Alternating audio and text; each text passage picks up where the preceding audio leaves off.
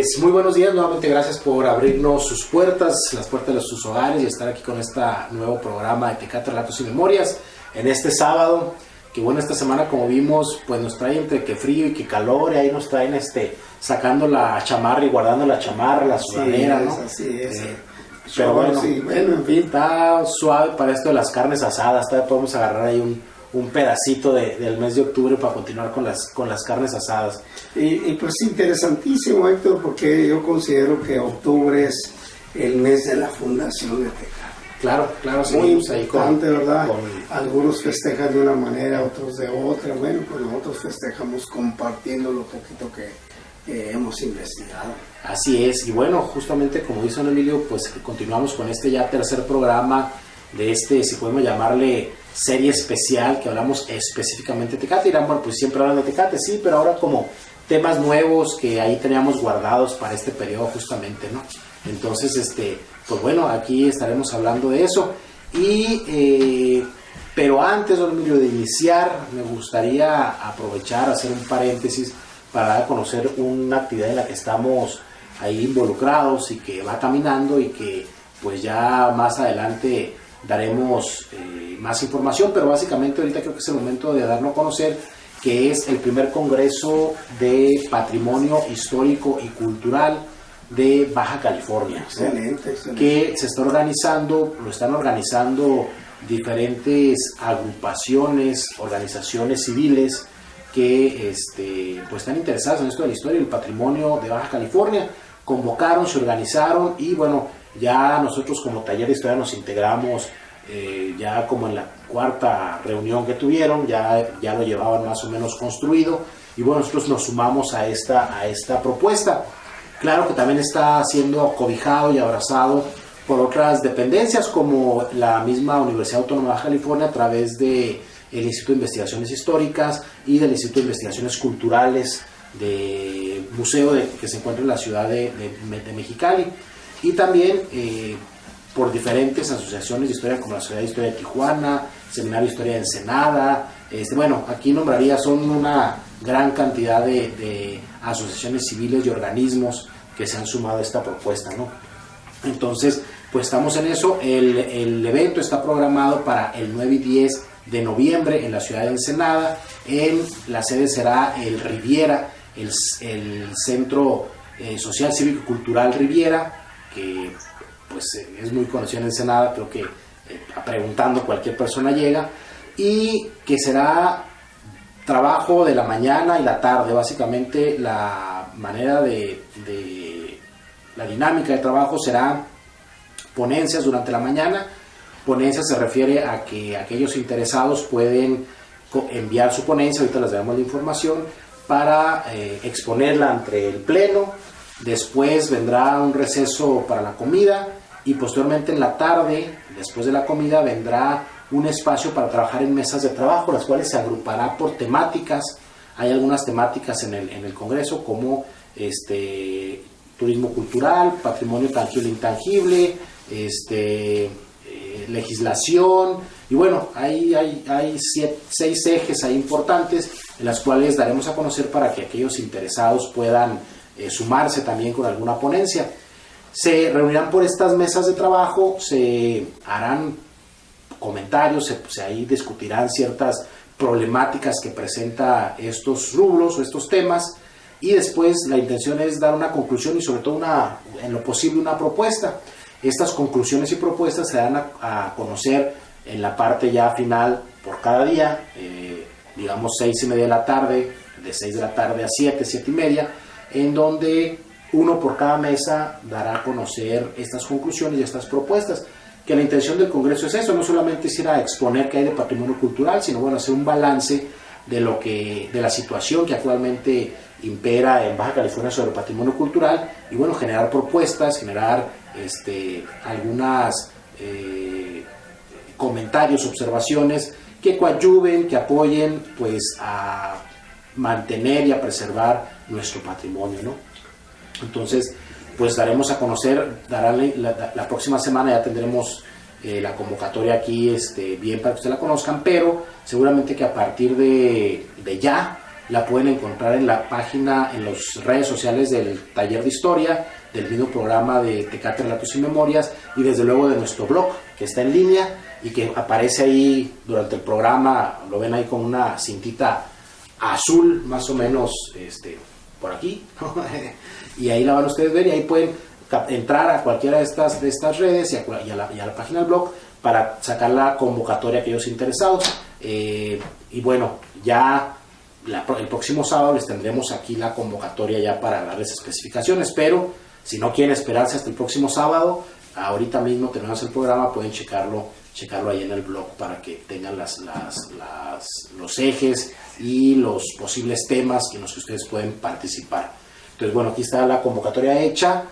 Aquí los siguientes programas que nos falten de aquí hasta el 9, pues estaremos ahí dando duro y tupido sobre el tema, con la intención de contar con su presencia y sobre todo con su colaboración y participación, desde luego, ¿no? Bueno, y dicho esto, que ha sido además mucho trabajo, pues bueno, dicho esto, iniciamos con el programa. ¿Qué le parece? Me parece muy bien, Héctor. Bueno, habíamos comentado que íbamos a trabajar sobre aquellos personajes, ¿no? De un censo, pues no poblacional, ¿no? Sino que un censo precisamente de aquellos pioneros colonizadores. Y pues uno de los primeros planos nos habla en 1892, tengo entendido, ¿no? 82, perdón. 82. Ese censo nos dan a conocer con 54 pioneros colonizadores. Bien, es a igual número de familias, ¿no? Se distribuyen 54 parcelas, ¿no? Pero lo interesante de todo esto es que encontramos los famosos ranchos y no nos podemos nosotros, no podemos nosotros desligar un personaje de la historia por el lado que lo veamos. Para mí este personaje es como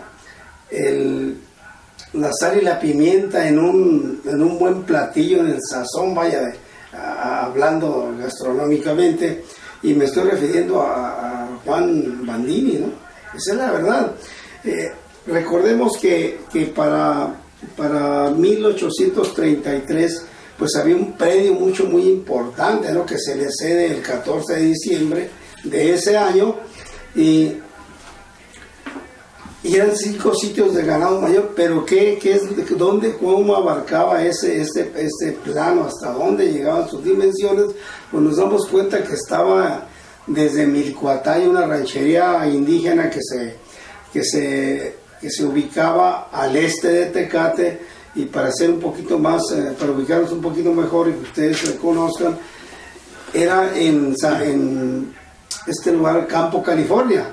Ahí estaba precisamente esta ranchería en Milcuatay, y tenía como punto final hacia el oeste con otra ranchería que era San Isidro Ajolojol, ¿verdad? Así, y habla pues este plano de este personaje que tenía a los costados la Sierra del Sur y la Sierra del Norte. Bien, pero ¿a dónde vamos con este plano? Pues muy sencillo.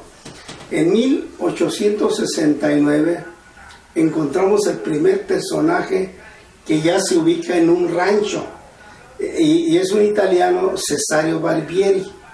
¿Qué rancho tenía Cesario Barbieri en esa época? Bueno, pues tenía el rancho San Valentín, precisamente donde José Mogor le cuidaba el rancho a Juan Bandini.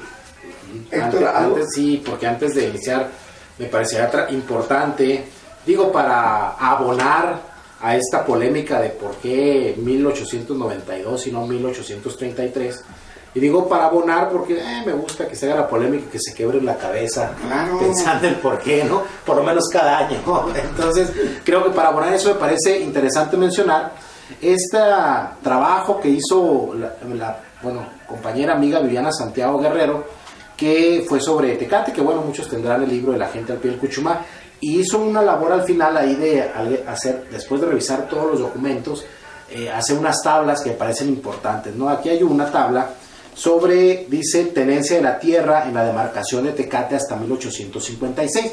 Y cuando hablamos de demarcación de Tecate es un espacio muy extenso, no es lo que actualmente conocemos solamente como la ciudad o el poblado de Tecate. Y les voy a dar un ejemplo. Desde luego que el primero, porque eso es inevitable, en 1833 será un predio o rancho de José María, bueno, es el que lo cede, digamos, a Juan Bandini en Tecate. Después viene hasta 1846, es decir, 13 años después, la cesión de otro predio a Francisco Javier Gastelum, pero que es en Vallecitos. Para aquellos que no ubican bien dónde está Vallecitos, pues bueno, es allá pasando el Testerazo, pasando, digamos que está a mitad de camino más o menos entre Tecate y Ensenada, ¿no? Entonces, no es un poblado, no es un rancho que se encuentre cerca, ¿no? Estamos hablando de varios kilómetros de distancia. Lo mismo para aquel lado, también en el 46, le venden a Abel Starnes, también allá en Vallecitos, 2 sitios de ganado mayor. El más cercano que tenemos es un predio que se le da en Valle de las Palmas a Salvador y Atanasio, también a Villarino y Antonio Moreno, que es en Valle de las Palmas, en 1855. Es el más cerquita que tenemos hacia aquel lado y que es lo que actualmente conocemos, no todo el poblado de Valle de las Palmas, desde luego, sino el rancho, pero que para el 56, es decir, un año después de que se lo cedieron o que lo adquirieron, todavía no tomaban posesión de él, ¿no? Que no estaban ahí, pues, ¿no? Hay otros que en el 56, también en Vallecitos, a Jorge Reyerson, que es el que ya es más conocido aquí entre nosotros, ¿no? También es en Vallecitos, allá a mitad de camino. Está Rafael Serrano, también en el 56, en Santa Clara, Rancho Santa Clara. José Mogor, como dijo bien Don Emilio, en el 56, que le están cediendo San Valentín y Tanamá, es decir, primero uno allá a la salida de Mexicali y otro acá a la salida de Ensenada. Estamos hablando de más o menos 10 kilómetros de separado de aquí, ¿no? Así aproximadamente. Y está Barón Burner en Jacumé, también en el 56. Entonces, ¿por qué me parece interesante esto? Para que vean las distancias a la que se encontraba las poblaciones, ¿no? Estamos hablando de ranchos que se encuentran a muy amplia distancia. Y retomamos nuevamente, en el de 1833 con Juan Bandini, en este espacio, más o menos que es lo que nos ubicamos, pues en realidad había 2 peones y 1000 cabezas de vaca, ¿no? Por dar un número. Un número, pero... Y yo insisto, hasta la fecha, para que un poblado sea poblado tiene que tener población, y la población, hasta donde yo entiendo, pues tiene que ser personas, ciudadanos, no vacas, no chivos, no cochinos, ¿no? Etcétera, etcétera, ¿no? Entonces, era un rancho, y un rancho que no estaba habitado por Juan Bandini, estaba habitado por sus peones, que eran 2 o 3 peones según los documentos que tenemos, que eran los encargados de cuidar a las vacas, a las cabezas de vacas. Así es. Básicamente. Ahora sí, don Emilio, adelante. Sí, bien, pues dicho lo que muy acertado Héctor respecto a estos ranchos. Sí, efectivamente esas poblaciones, entre comillas, pues eran ranchos prácticamente atendidos por trabajadores, ¿no? Contratados por estos propietarios, ¿verdad? Estos grandes inversionistas, porque sí lo fueron, ¿verdad? Y aquí se me ocurre lo siguiente, que mirando yo un poquito de la conquista de México, cuando Hernán Cortés en aquellos entonces cede grandes mercedes, grandes extensiones de tierra a quienes lo apoyaron en la conquista.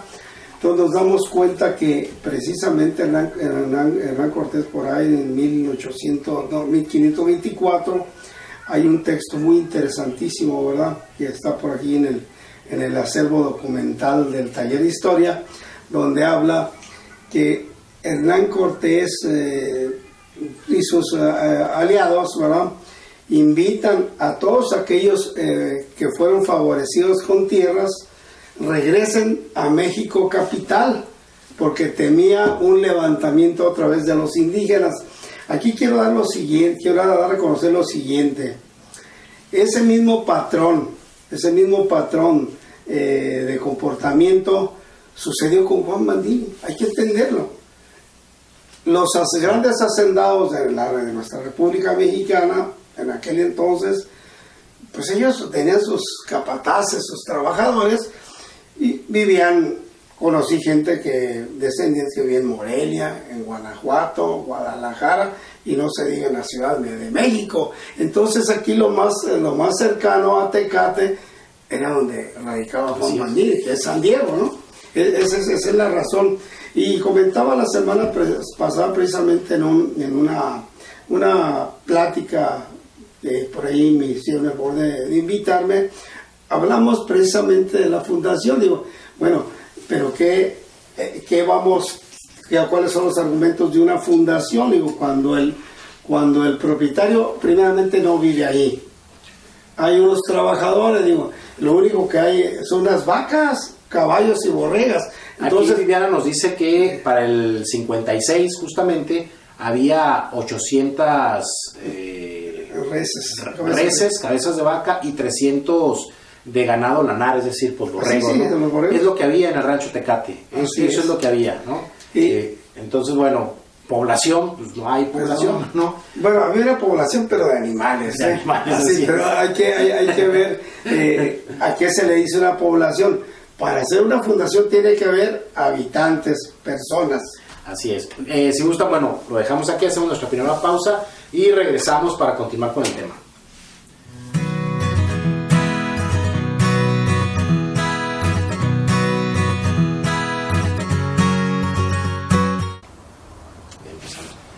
Pues muy buenas tardes, noches, Javier. Aquí estamos ahí cumpliendo con una entrevista que tenemos pendiente, ¿no? Muchas gracias por tu tiempo, muchas gracias, ahorita veremos también a los jóvenes, gracias por su tiempo, por este espacio. Y bueno, me gustaría primero que pues te presentaras, nos dieras tu nombre para que te conozcan quienes no te conocen. Bien, bueno, buenas tardes, días, noches. Mi nombre es Javier Heredia, soy profesor de aquí del Centro Cultural Tecate. Estamos trabajando en el área de música, en el área musical. El Centro Cultural tiene diferentes áreas, artes visuales, las danzas, pinturas, óleos, y yo estoy trabajando en la parte de la música. Estamos trabajando con lo que es el grupo de guitarras, ensambles de guitarras, estamos trabajando con el proyecto de la Orquesta Municipal, y en este caso estamos trabajando con la Rondalla Municipal de Tecate. Muy bien, cuando me presentó Alonso contigo y que me dio a conocer, bueno, rápidamente tu trabajo, me llamó mucho la atención la iniciativa, porque si bien es cierto que ha habido otros intentos, por alguna razón no cuajan, ¿no? Duran muy poco tiempo, se presentan una vez, 2 veces y se deshacen. Entonces me pareció muy interesante que ahora sea la Casa de la Cultura quien esté dando cobijo a esta rondalla, ¿no? Que me parece interesante. Entonces, bueno, por eso quería entrevistarte. ¿Cómo es que surge esta iniciativa de organizar una rondalla? Bueno, es interesante puesto que estamos en el norte de México, ¿no? En el último rincón, donde inicia la patria, ¿no? Baja California. Si bien es cierto que estas tradiciones que son parte de nuestras culturas ya de muchos años en México, como lo es la rondalla, pertenece mayormente a las partes de los estados sureños del país, el norte, aunque ha abrazado todo lo que es la cultura norteña, sierreña, banda, por sus influencias con la parte noroeste de México, también hay este gusto por la rondalla. Y bueno, surge esta idea básicamente al ver que hay concursos de rondallas, que hay personas que han preguntado, oye, una rondalla, un trabajo con guitarras, con canciones románticas. Y yo soy del puerto de Veracruz, entonces soy rondallero de corazón, alma de pirata, hay una canción de Agustín Lara. Entonces digo, bueno, pues iniciamos este proyecto. Alfonso Cortés, que es el director de Casa de la Cultura, nos da la luz verde, nos da todas las facilidades para iniciar con el proyecto, y lo empezamos hace exactamente un año. Empezamos con el primer ensayo, que fue un 15 de octubre del 2015. Hoy estamos a 20, estamos cumpliendo hace 5 días nuestro primer aniversario de la Rondalla Municipal de Tecate. Entonces se lanzó la convocatoria a toda la ciudad, a todos los tecatenses que quisieran ser parte de la rondalla, Y bueno, el grupo que tienes ahora y que vas a escuchar en un momento más adelante, fue el que respondió a este llamado. Algunos ya eran estudiantes de Casa de la Cultura, algunos se sumaron al proyecto, y bueno, de esa manera es como hemos empezado a formar esta rondalla municipal.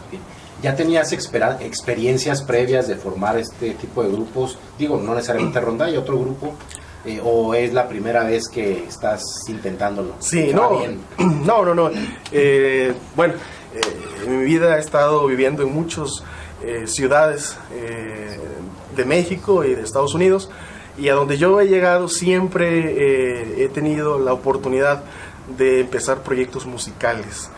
Si bien mi área son las humanidades y todo lo que tiene que ver con culturas populares, la música siempre se ha dado con mucha facilidad. Entonces, en los lugares donde yo he estado, hemos hecho rondallas, hemos echado andar grupos de rock, de ensambles de música, orquesta.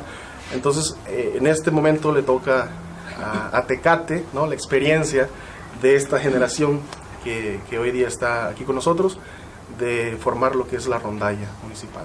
Bien, como dices, tuvieron su primer aniversario, y entiendo que unas semanas atrás tuvieron una presentación aquí mismo en Casa de la Cultura, ¿no? Uh-huh. Como, no sé si fue como parte de su aniversario o si era un evento ya que tenían programado. Uh-huh. Pero bueno, hubiéramos querido estar aquí con ustedes, ¿no? Pero no pudimos. Y concretamente la pregunta es, ¿cómo ha sido este año de trabajo? ¿Han tenido otras presentaciones? ¿Se han sumado más personas? Seguramente, no sé si algunos han salido. ¿Cómo ha sido este año el transitar de la rondalla? Bueno, ha sido un año de trabajo, de mucho trabajo. Muy difícil, puesto que posicionarse en el gusto de la gente con música de rondalla, y especialmente en el gusto de los jóvenes, es muy difícil. La rondalla no es algo fácil, la rondalla no es simplemente guitarreros o personas tocando la guitarra. Se necesita tener un espíritu de rondalla, ¿no? Tiene que sonar a rondalla, tiene que verse como rondalla, tiene que oler a rondalla. Los últimos 2 meses hemos estado trabajando en presentaciones ya más formales. Empezamos, la primera etapa fue de convocatoria, la segunda etapa fue de ensayos, de conformación, unir al grupo. Los que respondieron en una primera instancia fueron cerca de 6 personas. El día de hoy la rondalla consta de 12 personas. Estamos esperando tener un número aproximado de 24 personas para formar una rondalla todavía más completa. Los últimos meses, como te decía, hemos estado presentándonos en el Centro Estatal de las Artes, en la propia Casa de la Cultura. Hemos estado asistiendo a eventos como rondallas y como invitados. Estuvimos en la preparatoria CETIS 25 la semana pasada. Próximamente estaremos tocando la inauguración del Teatro de la Ciudad. Así que hemos estado trabajando, hemos tenido mucho trabajo con presentaciones. También hemos tenido serenatas, presentaciones informales, ¿no? Hemos tenido un ensayo abierto al público en el parque de la ciudad hace de 2 semanas aproximadamente. Así que hemos estado trabajando mucho. Este es el lugar donde nos reunimos a ensayar, a practicar, a formar lo que es esta rondalla. Aquí es el corazón de la rondalla de Tecate. Muy bien. Ahorita que lo mencionas, para aquellos que no estamos muy involucrados en esto de la música, ¿qué es lo que hace una rondalla ser rondalla? Ok. ¿Qué es lo que hace que una rondalla sea una rondalla? Sí. Bueno, la música de rondalla es básicamente, su esencia es música romántica, que le canta al romanticismo. Las corrientes posmodernas nos han llevado a fragmentar las letras de las canciones, la esencia del contenido de las canciones, inclusive la propia música. Entonces, hoy día tenemos música y letra que no tiene tanta solidez al momento de apreciarla o de interiorizarla. Entonces, la música de rondalla, que conlleva todo lo que son instrumentación, voces, temas escogidos, canciones escogidas, nos lleva a eso, a cantarle al amor, a cantarle al romanticismo, no tanto cantarle a la mujer, hacer un culto de la mujer o un culto del hombre, sino más bien a esa unión del hombre y la mujer viviendo su amor. Muy bien. Para sumarse a la rondalla, ¿es necesario ya tener conocimientos de los instrumentos o aquí les van enseñando? ¿Edades? Ok, bueno, edades no hay un límite, ¿no? Generalmente la música de rondalla crea un gusto muy especial en la gente madura, en la gente mayor, porque es este grupo de personas, grupo de personas, es la que le trae los viejos recuerdos, ¿no? De cuando cortejaban a sus novias, a sus esposas. Entonces crea un gusto muy especial en adultos mayores. Pero curiosamente en Tecate se está dando el fenómeno de que la música, no importando su género o su estilo, se está incrustando, se está infiltrando en la niñez, en la juventud, en los adultos, en los jóvenes maduros, en los adultos mayores. No hay una música para adultos, no hay una música para niños ya hoy día. Entonces la rondalla está captando muchos jóvenes. De hecho el 90% de los integrantes de la rondalla son jóvenes que están entre los 15 y 17, 18 años de edad. Así que ha sido un trabajo muy importante trabajar con estos jóvenes y crear el gusto en ellos de rondalla. ¿Y sobre los instrumentos ya deben de saber tocar alguno o llegan y aquí van aprendiendo poco a poco? Bueno, la mayoría de ellos ya llegan teniendo nociones o tocando un instrumento, que en este caso sería o la guitarra o el requinto o el contrabajo, pero la mayoría puede también aprender.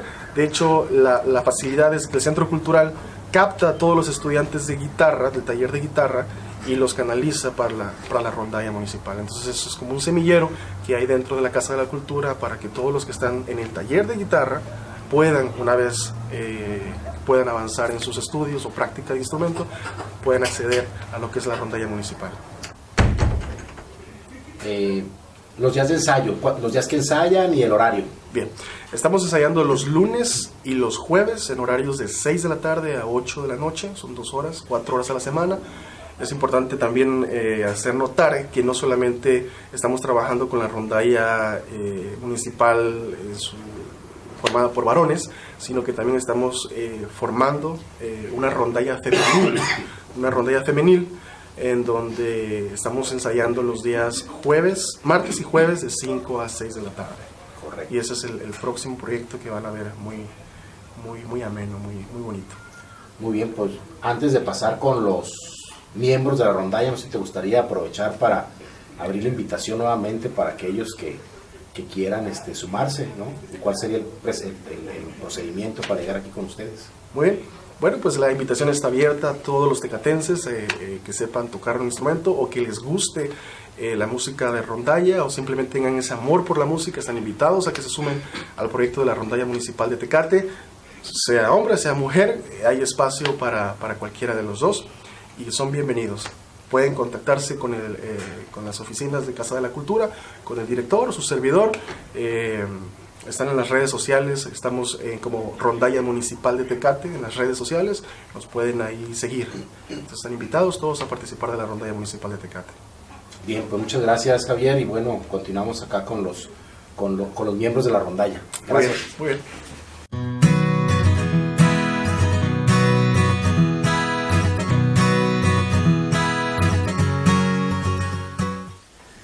Muy bien, bueno, pues regresamos con la segunda parte del programa. Aquí le damos la bienvenida al profe que se suma aquí a continuar con el programa. Y que bueno, es al igual que don Emilio, pero ahorita el que recientemente nos estaba representando, retomando esto del Congreso, pues aquí el profe es el que estaba a nombre del taller de historia, ¿no? Entonces es el que nos tiene ya al tanto y el que pues es el que se suma ya a la chamba, ¿no? El que se va a echar la chamba. Y bueno, ya aquí por lo pronto el profe y don Emilio pues ya tendrán ya están preparando su ponencia para ese día, ¿no? Para ese congreso. Desde luego yo también, digo, ahí vamos a participar los tres, ¿no? Pero bueno, cerramos el paréntesis. Muy bien, nos hemos quedado y continuamos con esto de la fundación. Retomo un texto que, bueno, aparecerá en el Heraldo esta semana, hoy sábado, pero para aquellos que no tengan la posibilidad de acceder al Heraldo, igual espero que lo busquen, pero ahí apareció un texto que me pareció muy ad hoc ponerlo para ejemplificar esto de por qué la fundación hasta 1892 y no antes. Si bien es cierto que cuando se hizo la propuesta, que también hay que tomar en cuenta, parece cosa, se nos olvida, que cuando se hicieron las propuestas en 1990, que fue el evento para darle la fecha de fundación, los archivos, o mejor dicho, no había archivos como tal, ¿no? Sí, entonces aquellos que querían participar, pues bueno, se fueron a San Diego, algunos consiguieron algo que había en el instituto, pero en realidad no había archivos para consultar. Tan amplios como los hay ahora. Ahora en la actualidad ya hay afortunadamente otros archivos, aquí tanto en el estado como en otras partes, a los que hemos tenido acceso, o sobre todo a lo mejor el archivo existía, pero la documentación no estaba organizada todavía, ¿no? Que también es otra de las cosas. Entonces, afortunadamente ahora, ya tantos años de distancia, eso se ha avanzado y nos ha permitido, como en el caso de Viviana, que lo tuvo, don Emilio, que también lo ha hecho, el mismo profe, que hemos encontrado documentación que, claro, ahora sí nos muestra población antes del 92, pero creo que hay aquí un punto medular, y repito, por eso me pareció pertinente escribir un poco sobre este tema, que es más bien anecdótico, pero que nos da un ejemplo de la incertidumbre en la que se vivía, sobre todo en cuanto a la tenencia de la tierra. Para 1890, es la anécdota, para 1890, la aduana de Tijuana le está enviando a la Secretaría de Hacienda un informe, llamémoslo así, en donde le comenta o le da a conocer de lo complicado que ha sido ejercer su función en la colonia de Tecate. Y ha sido complicado, bueno, sí, la colonia de Tecate, sí lo menciona, no la colonia agrícola, sino la colonia de Tecate, y ha sido complicado porque a ciencia cierta, y ahí lo dice así con todas sus letras, no saben dónde está la división entre México y Estados Unidos, ¿no? Así es. O sea, no tienen claro dónde está la división, para empezar.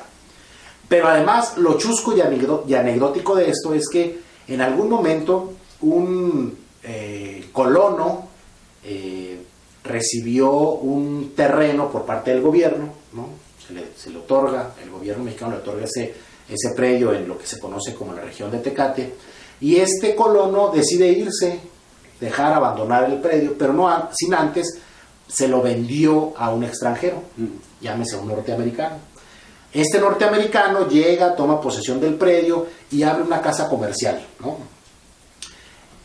Pero lo curioso es que este personaje norteamericano decide que no le va a pagar los impuestos a la aduana de Tijuana, sino que se los va a pagar en San Diego, ¿no? Oh, Estados Unidos. Sí, en Estados Unidos, pero no solamente lo de su casa comercial, sino además le va a pagar lo de la propiedad del terreno. Predial. ¿No? El predial lo paga en San Diego, ¿no?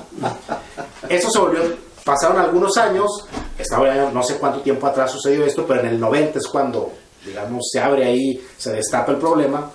Resulta que el condado de San Diego ya tenía como propiedad o contaba dentro de su jurisdicción parte de la colonia de Tecate, ¿no? Entonces, ¿por qué surge esto? Porque a final de cuentas los colonos que habitaban ahí en ese espacio entraron en confusión, ya no sabían si eran gringos o mexicanos.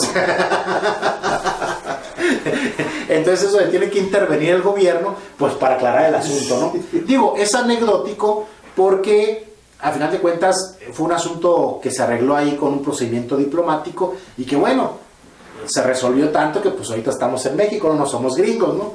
Entonces fue una anécdota, vaya. Sí. Pero que es importante, y ahí lo pongo en el texto, contextualizarlo, no solamente como esto anecdótico, y bueno, pues no saben si eran gringos o mexicanos. Cualquiera diría, pues qué curioso, pues les convenía estar del otro lado.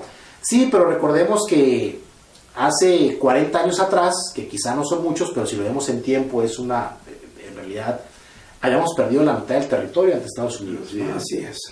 Menos de 40 años. Pero además, durante el resto del siglo XIX, una parte por rumores y otra parte que sí hubo la intención de anexarse la Baja California, ¿no?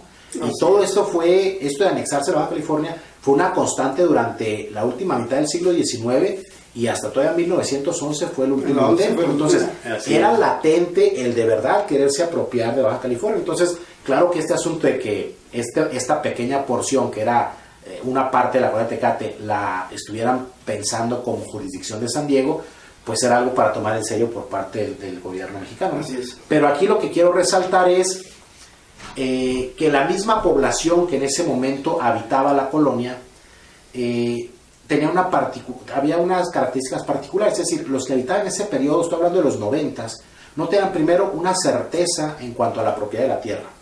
Segundo, durante buena parte del siglo XIX y sobre todo la última parte, va a ser, y lo vemos en los documentos y en las estadísticas o en los censos que había, cómo la población es fluctuante.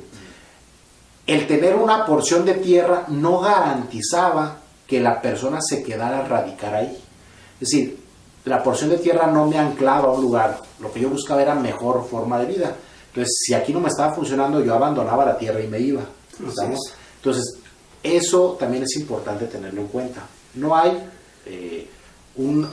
algunas personas se están quedando, claro, algunas personas como los de Don Emilio sí permanecerán y quedarán aquí, pero no tienen jurídicamente no hay un documento oficial que les garantice la tenencia de la tierra.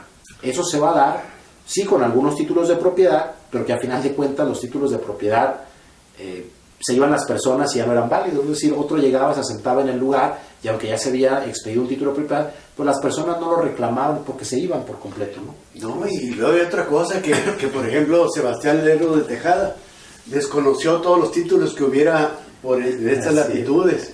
Ese fue el primero. Y después Santana, en represalia, porque mucha gente de acá cooperó con el ejército norteamericano, pues también desconoció todos los títulos. Así es. Así que borrón y cuenta nueva. Sí, había que ir a la Ciudad de México a refrendar el título y no era cosa fácil transportarse de aquí a la Ciudad de México, entonces no todos podían ir a hacer eso.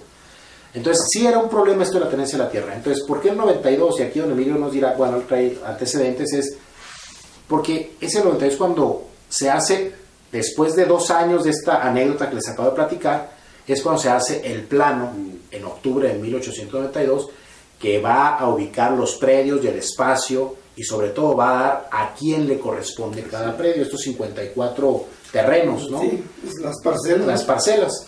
Pero además habrá un censo de población, ¿sí? Y eso dará una certeza jurídica y desde luego que posteriormente, después del plano, vendrán los títulos de propiedad que se le entregará a cada uno de estos propietarios, ¿no? Entonces, creo que esos son elementos, bueno, y sobre todo que ya hay una población que se queda ahí, se asienta y que a la fecha podemos ver apellidos en nuestra población, en nuestra localidad, sí, que son descendientes de esos primeros ese censo colonos. de 1892 lo elabora José María Villagrana, ¿no? Así es. Un exiliado que, pues un perseguido político, ahora que radicaba en San Diego, que a nombre propio y 3 personas más pide tierra en la colonia agrícola de Tecate, ¿no? Y este personaje, pues precisamente su preparación, él era tipógrafo, corrector de libros, es lo que quiere decir, ¿no? Y además que él era descendiente de un personaje que era ingeniero minero, que precisamente estaba al sur de la península, y es donde él desarrolla su política, este personaje, y tanto problema que tuvo José María Villagrana, pues entonces se refugia en Estados Unidos, y a partir de ese momento, precisamente 1871 o 92, él le dan tierra aquí en Tecate, y precisamente aquí es donde empieza él a ejercer sus conocimientos. Es un hombre muy preparado, inclusive por ahí hay unos manuscritos de él cuando hace la solicitud de tierra, y la verdad se queda uno maravillado de lo que sabe hacer este personaje. Sí. Y además lo que nos deja este señor es ese censo que lo organiza de tal manera que en edades, sexos, en fin, es un trabajo muy bien hecho, y él precisamente en ese año del 92 también se le otorga el nombramiento oficial de profesor. Es el primer profesor que oficialmente tiene Tecate, que va a atender los niños hijos de los colonos, ¿no? Pero hace tantas cosas este hombre por Tecate que, pues la verdad, lo tenemos olvidado. Pero ahí está, la verdad, honestamente. Es verdad. Entonces, así como él, hay otros personajes también, pero también los hay perititos en el arroz, ¿eh? Hay mucho que decir también, ¿no? Tenemos en 1883, como cosas buenas, en 1883 se funda la Escuela Elemental número 9 en Tecate, ¿verdad? Y con preceptores, ¿no? Que es igual a profesores. Y entonces, pero también hay quienes se dedican a traer el aguardiente, ¿no? Cigarros y todo eso de contrabando. Era parte de la historia y es parte de lo que también se está viviendo en estos tiempos. Nada más que en aquel entonces pues era había muy poca gente, ahora casi no se nota, ¿no? Bien, hay muchas cosas que comentar de esto, pero sí, estábamos hablando, habíamos acordado la semana pasada que íbamos a platicar precisamente de esa gente que permanecen. Hay muchas historias de esas personas. Y la tenencia de la tierra, bueno, podemos dejarla para otra ocasión, pero lo vamos a conocer para que ustedes de una vez se vayan familiarizando, ¿no? Sí. ¿Qué hicieron aquellas personas? Bien, pues estábamos con San Valentín, ¿verdad? San Valentín. Tenemos que San Valentín, después de lo de Juan Bandini, entra Cesario Barbieri, ¿no? Y era un predio de 2.500 hectáreas, ¿sí? Hay un documento, si alguien se interesa, búsquenlo, hombre, que caray. La Casa de la Cultura Jurídica, precisamente cuando me tocó mirarlo en Mexicali, después lo fui rastreando y lo volví a encontrar, pero ya no en Mexicali, sino en otra casa de Tijuana. Entonces todo eso nos lleva a conocer un poquito Tecate, lo que es también la tenencia de la tierra. Luego pues sabemos que también lo tuvo José Mogor, ¿verdad? Pero como San Valentín. Y precisamente en la colonia agrícola de Tecate se fusiona. Y digo esto porque para que vean la importancia del predio y que precisamente en la colonización de Tecate, la colonización fronteriza del municipio, parte del este y se recorre hacia el lado de Tijuana, hacia el oeste. Entonces, San Valentín se fusiona con 4 personas, ¿sí? Que fueron Ramón Salazar, Juliana López de Salazar, Rafaela López de Gallego y Virginia Domínguez. De estos personajes aquí podemos platicar un poquito.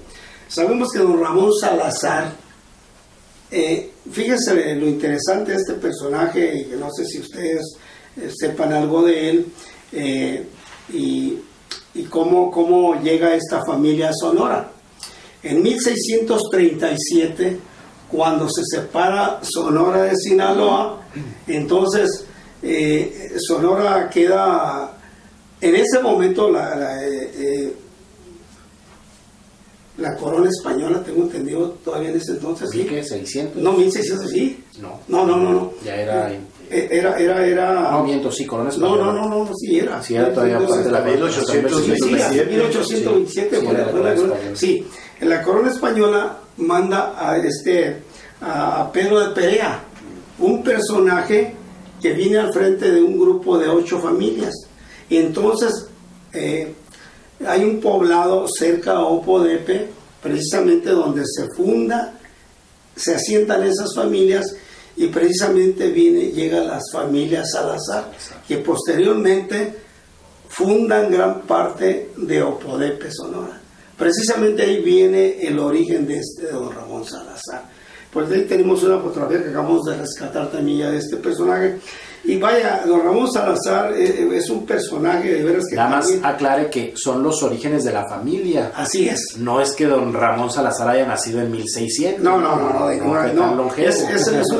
una ramificación, ¿verdad? Así es. Ahí nace, ahí se desprende las ramificaciones de los Salazar, y que nos toca a Tecate que llegue este personaje, porque también a Tecate, quiere decirles que él fue el primer personaje pues que puso la primera cantina en Tecate, en 1883, en San Valentín precisamente, cercano al puerto de entrada, porque fue un puerto de entrada, ¿verdad? Sí. Fue una entrada y Hay una aduana ahí. Sí, que aquí sería bueno comentar a quienes nos escuchan que el que lo haya puesto en San Valentín no es cosa rara, es decir, hay que entender, y esto te nos da pie otra vez para hablar de por qué hasta el 91 fue en Tecate, que realmente la Mancha, la población, digamos, se fue asentando primero en San Valentín, no en lo que realmente es Tecate. Que ciertas condiciones más adelante hará que esa población se disperse y posteriormente la población se mueva a Tecate, pero será hasta los 90. No, sí, y algo muy importante también para que vayan conociendo el porqué, la importancia de San Valentín. En San Valentín también se da el primer nombramiento como comisario. Así es. En 1862. ¿Y quién cree que fue ese personaje? Bueno, pues fue José Mogor, el que le cuidaba el rancho, las borregas y las vacas a Juan Bandini. Es que Juan Bandini falleció el 4 de noviembre del 59. 59. Entonces, como José Mogor era el que, por decir algo, capataz o y el que cuidaba ahí el lugar. Entonces él lo solicitó 2 años después, Así en el es. 61, y se lo otorgaron. Sí, pero fíjese que un argumento pues, ventajoso. Esa es la verdad, porque en 1854 precisamente Juan Bandini escribe desde Tijuana al gobierno diciéndole que José Mogor estaba al cuidado del rancho. Entonces José Mogor argumenta en 1861 que desde ese año del 54 que él lo habita desde 1854. Sí. Ya Bandini había muerto, como dice el profe, el 4 de noviembre precisamente de 1851. Bien, pues entonces vamos a las si gusta aquí detenemos, por allá que está agarrando vuelo vamos a nuestra cápsula de aire y ahorita regresamos con la última parte del programa. Rapidísimo.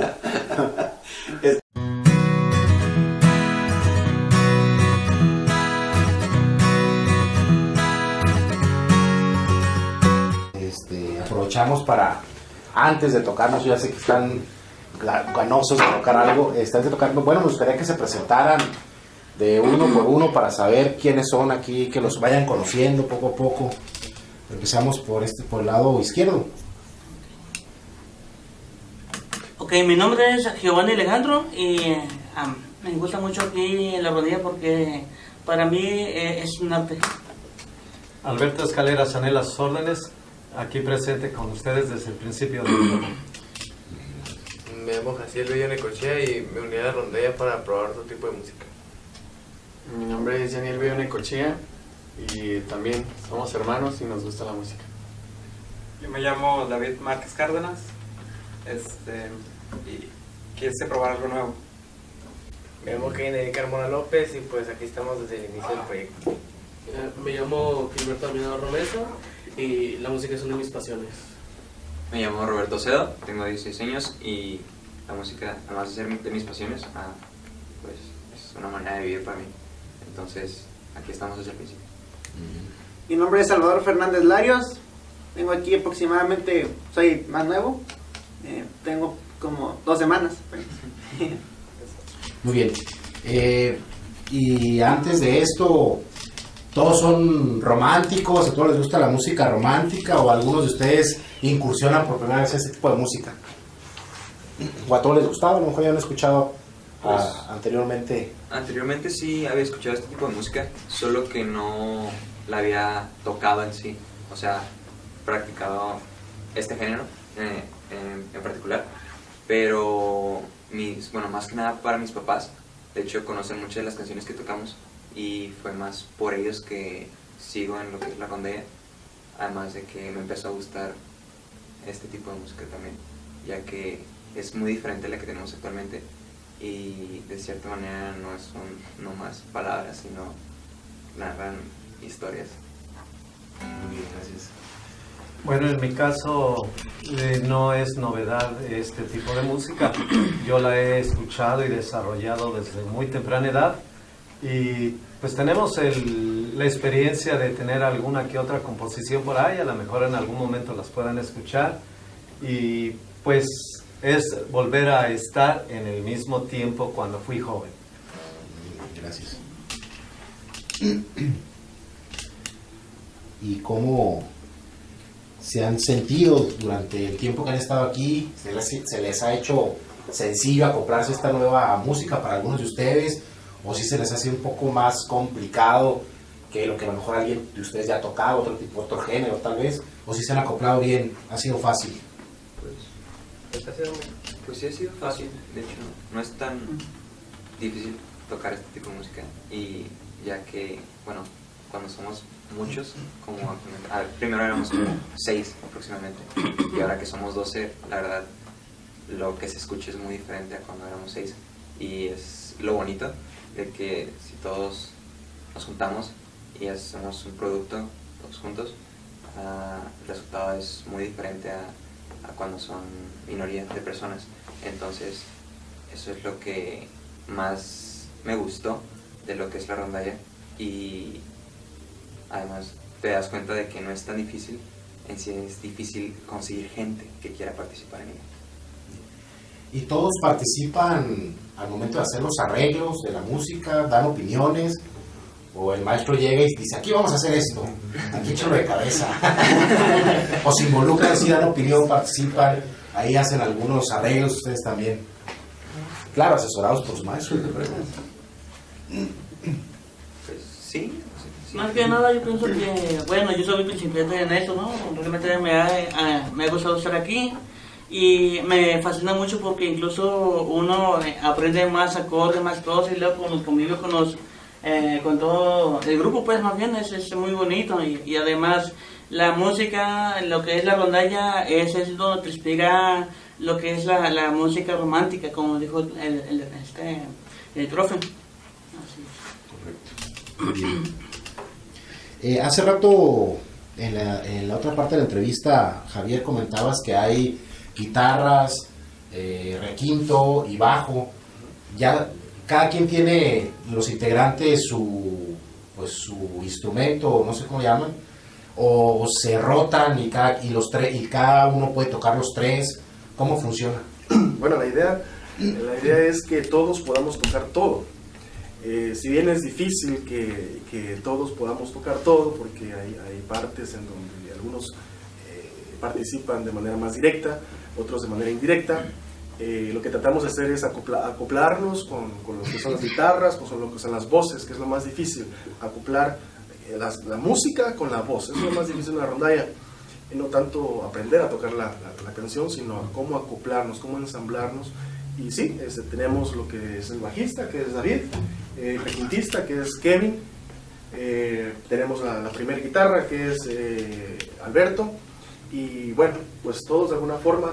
También Jaciel ha hecho participaciones con requintos, y vamos integrándonos poco a poco, de manera que vamos haciendo los arreglos cada vez con más participación de integrantes.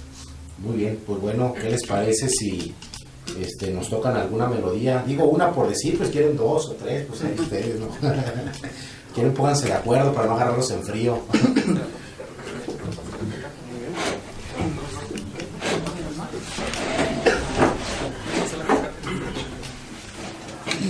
Vamos con poco, ¿no? ¿Cómo?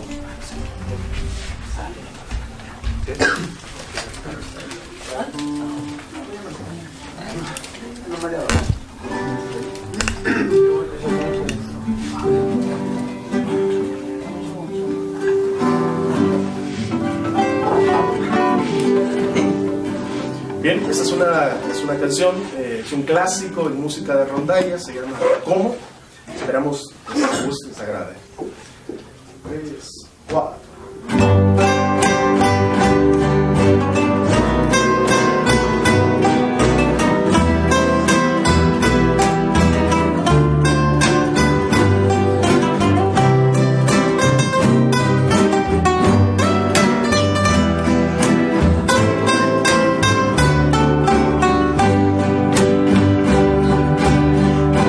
Imaginar que la vida sigue igual.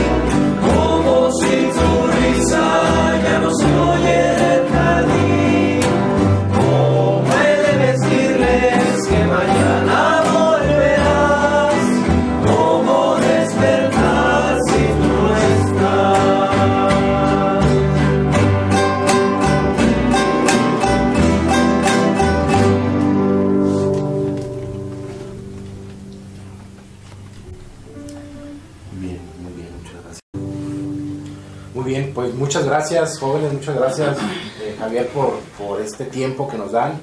Y bueno, pues la verdad que felicidades por su trabajo, sigan echando muchas ganas y ojalá que se sigan sumando jóvenes y no tan jóvenes, no le hace, pero que suman este proyecto que la verdad creo que va a poner ahí huella en Tecate, ¿no? Muchas gracias. Y bueno, gracias a ustedes por su visita y estamos a sus órdenes, la Rondalla Municipal de Tecate. Gracias.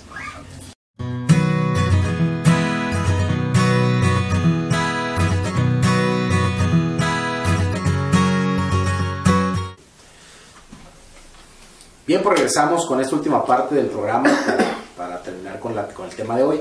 Bueno, don Emilio acá se nos quedó con don José Mogor. Adelante, Emilio. Sí, bueno, pues comentamos que la colonización de Tecate o las primeras familias pues se asientan precisamente en San Valentín, ¿verdad? La cantina, el primer nombramiento de una autoridad, la aduana. El comisario, la aduana, la verdad es que todo nació por ese rumbo. Sí. Y pues ese es como para que quede bien ojalá esté bien explicado, pero eso solo es el nacimiento de Tecate. Había población, pero en San Valentín como ahí en ese lugar estaba la señora Juliana López Salazar, Rafaela López de Gallego, pues son nombres muy conocidos, Los Gallego, quiero decirles que los Gallego fueron 3 hermanos, ¿no? Y por ahí están los nombres también de los señores padres, ¿verdad? Ellos eran introductores de ganado del estado de Sonora a la Alta California, y precisamente los 3 hermanos que vivieron en Tecate, justamente que el primer registro que encontramos de los gallegos es en 1860. Y ya en 1865 encontramos a los Béjar, que precisamente son de esa misma población, de ahí de San Valentín. Ahí es donde llegan ellos, en esas fechas. ¿Y los Béjar emparentaron con los Arguilés? No, pues hay hay parentesco. Bien, pues entonces ahí tenemos unos antecedentes de estas familias, pero volviendo a San Valentín, también nos encontramos ya en el siglo XX, pues a don Pedro Arena, ¿no? Y que precisamente él le compra a estas 4 personas. ¿Sí? De ahí viene, hace una compra de todas sus hectáreas, acumulando 280 hectáreas, ¿verdad? Y precisamente así es como se desarrolla el rancho. Y que don Pedro Arenas en alguna ocasión tiempo se dedicó a la producción de vino, ¿no? Así es, efectivamente. Así es. Bien, pues este es un repaso a San Valentín. Ya luego nos damos cuenta algo muy importante que pues muchas de las veces a mí me llamó mucho la atención años antes del 2000, ¿verdad? Porque pues por ahí entre el 2000 y 2000 pasados unos años me llamaba mucho la atención que cada año surgían esas interrogantes cuando llegaba el aniversario de Tecate, y no, pues que los Dami, que los Salazar, que los Valencia, bueno, que de Mara, bueno, y todo el mundo se preguntaba, y bueno, pero ¿quiénes son esos señores? No, pues que esos son los que fundaron el pueblo. Bueno, ¿y de dónde eran esos señores? ¿Quiénes eran? ¿Qué nos dejaron? Entonces todas esas inquietudes me llamaron mucho la atención, y pues tuve que dedicar un poquito de tiempo para conocer quiénes eran ellos, ¿no? No, pues que los Downey fundaron Downey, California. Bueno, todas esas cosas, caray, pues qué gente tan interesante, ¿no? Entonces tuve que trabajar precisamente en Los Ángeles, que de 15 libros dedicados al pueblo de Downey, me doy cuenta que no, definitivamente no. Sí estuvieron algunos allá, como los González, y muchos de los primeros colonizadores precisamente tienen una época que emigran precisamente a partir del decreto de 1848, ¿sí?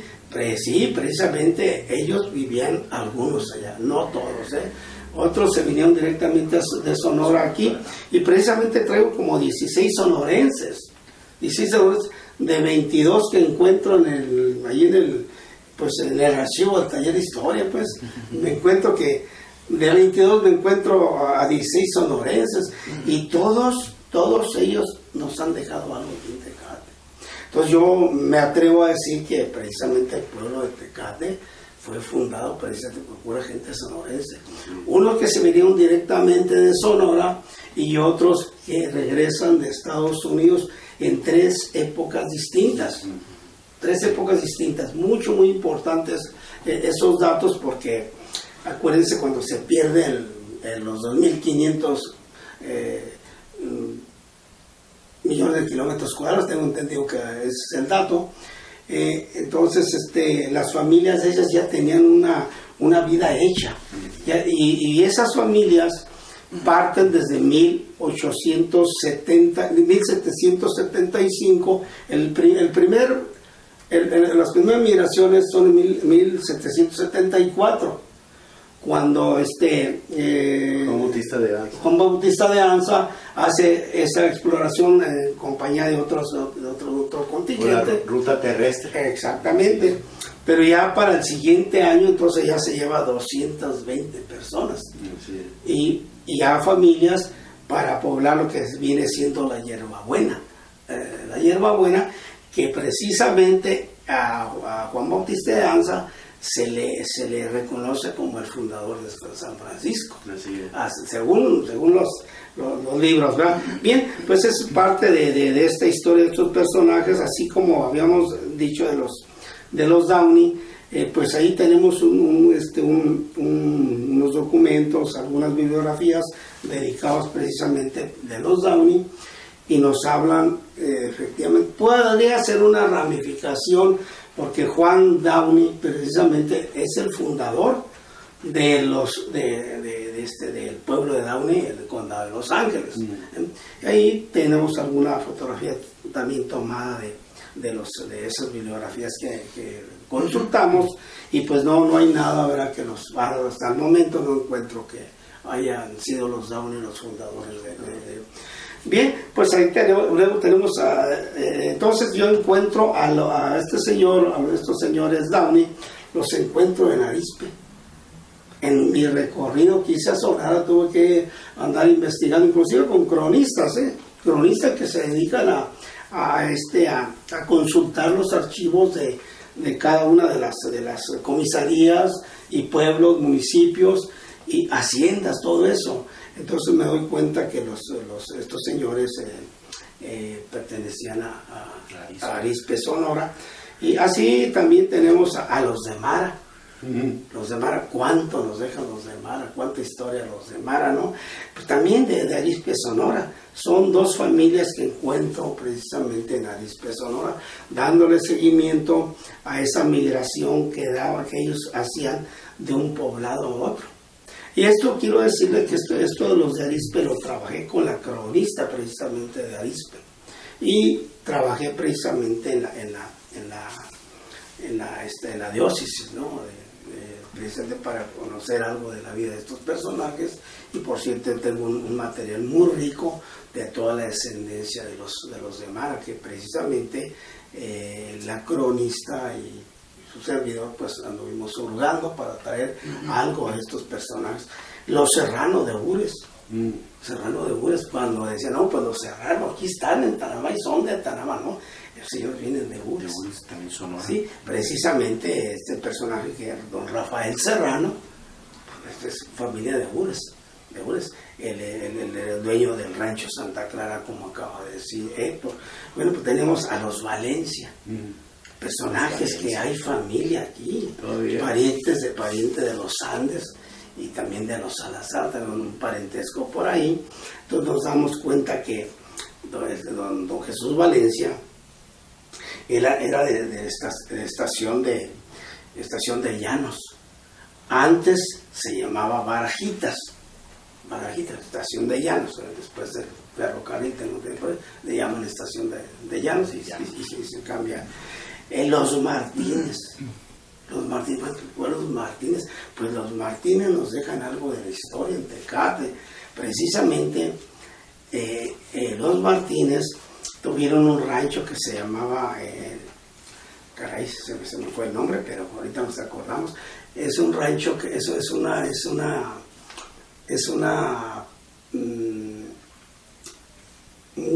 centro habitacional que está para rumbo a Mexicali, precisamente donde está todo el complejo de empresas, ¿cómo se llama? El Mayab. Aquí en Tecate. Aquí en Tecate. Sí, como dijiste Mexicali. Rumbo a Mexicali. Rumbo a Mexicali. El Mayab. Sí, el Mayab, sí, precisamente el señor Martínez, don José Ángel Martínez, él muere en 1939 en Panamá. Este personaje era precisamente de Caborca. Así también tenemos los González Espinosa. Los González Espinosa. Hay que ver que hay dos González, dos familias González. Don Benigno. No, sí, los González Espinosa, ellos también eran de Caborca. Y estos González Espinosa se refiere al abuelo de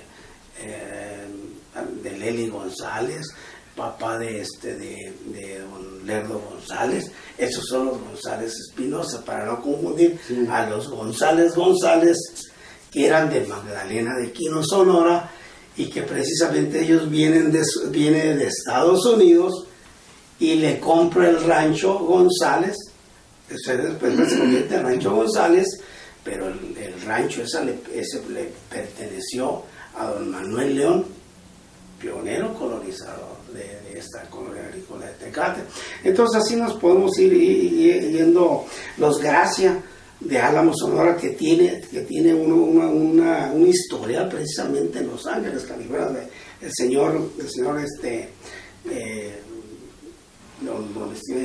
Gracia Félix. Este señor fue inclusive, tenía un puesto político al sur de la península cuando daba todo eso de restablecer o iniciar en las autoridades en cada una de las partes donde había colonias o había poblaciones. Él era propietario de lo que viene siendo el rancho, el descanso y ampliación descanso. Esos eran los terrenos de este personaje, de José de Gracia Félix, que migra precisamente de Los Ángeles en un momento también crítico, ¿verdad? Cuando la presión, ¿verdad? Cuando se pierde el territorio, pues invenciones de delitos, humillaciones, bajezas. Entonces lo que hace el gobierno mexicano de emitir ese decreto en agosto, tengo que separar que es el 19 de agosto de 1848, donde da todo tipo de posibilidades de que viajen a cuenta del gobierno para que vengan a colonizar. Entonces, ¿qué es lo que decía ese decreto? Está interesantísimo conocerlo. Y todo lo que es la Alta California podían poblar la península y Sonora. Todos los de Texas se irían a Nuevo León, Tamaulipas, y de esa manera podían poblar toda la franja fronteriza. Y así es como nace precisamente la colonización fronteriza, que actualmente la colonización fronteriza cuenta con 20 municipios. 20 municipios, tengo entendido que es lo que tiene, según los trabajos que hemos investigado. 20 municipios. Y pues caray, hay que sentirnos orgullosos. El único municipio que es puro mágico es Tecate. Aquí sería, seguramente faltarán apellidos, claro, pero aquí lo que tendríamos que ver, y será quizá para otro programa, es ver cómo hay permanencias, pero también hay ausencias. Es decir, hay personas que aparecen en el primer censo, pero se van y no podemos encontrar familiares, o aquellos que aparecen en el primer plano o en el plano de la colonia agrícola, y que también hay algunos apellidos que todavía podemos encontrar descendientes fácilmente, sobre todo porque son apellidos que los escuchamos frecuentemente aquí en la comunidad, y habrá otros que igual ya no escuchamos esos apellidos o esos descendientes. Quizá, como mencionaba Emilio, es algún apellido, pero que ya no es descendiente de esos primeros colonos, digamos, ¿no? Pero, bueno, aquí lo interesante justamente sería ver cuáles son esos que permanecen, como ya mencionó algunos, los Sandoval, los González, entonces Gallegos, Uribe, que esos permanecen, y otros que no, que se han perdido, no digo perdido, que bueno, por alguna razón decidieron dejar lo que es Tecate, o la colonia agrícola de Tecate, y bueno, no quedó descendencia aquí, ¿no? Pero sí, que formaron parte de estos orígenes, o este inicio de lo que hoy conocemos como Tecate. Así es. Es que mucha población de esa época vino por la cuestión de la minería. Ya ves que en Tanamá era riquísima en minerales, el Álamo, todos esos lugares. Entonces, mucha gente, pues cuando ya se agotaron esas minas, pues emigraron. Sí, es decir, buscaron nuevos lugares. Será Tanamá, posteriormente fue muy breve, se van a El Álamo, igual lo explotan rápidamente y bueno, se van moviendo, ¿no? Dependiendo de dónde se encuentran Real del Castillo. Las zonas mineras. Real del Castillo, que también fue muy efímero, ¿no? Ahí su extracción de minerales. Entonces, bueno, pues se van moviendo y se van desplazando a donde pues existe una mejor posibilidad de vida, ¿no? Sí, aquí lo interesante también, por ejemplo, pues Valenzuela, en Uri, Sonora. Bueno, pues este personaje también dejó mucho, no hay descendencia, pues están los nietos, los bisnietos, qué sé yo, de los Valenzuela que viven en la colonia Primero de Mayo, pero son personas que aprovecharon pues el auge de la minería, eso es lo que sucede. Podríamos poner muchos ejemplos, pero sin embargo, pues a veces no nos permiten televisión decirlo, ¿no? Hay que ser respetuosos, pero hay eso es interesante ese tema, ¿no? ¿Qué tal si cambiamos de tema? Cambiamos, ¿no? Muy bueno, con esto damos por terminado este programa, ya el tiempo se nos vino encima. Agradecemos nuevamente a California Medios, a Rubén y a ustedes que nos sintonizan sábado a sábado por abrirnos el espacio y permitirnos entrar a sus hogares. Don Emilio, muchas gracias, profe, muchas gracias por invitarnos.